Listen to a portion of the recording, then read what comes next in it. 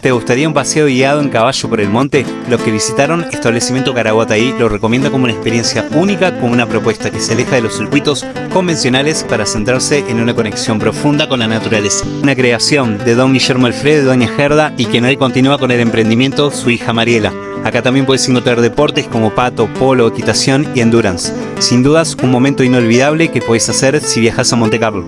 Los costos son totalmente accesibles y el camino para llegar también. Anímate, que es una experiencia que no te vas a arrepentir.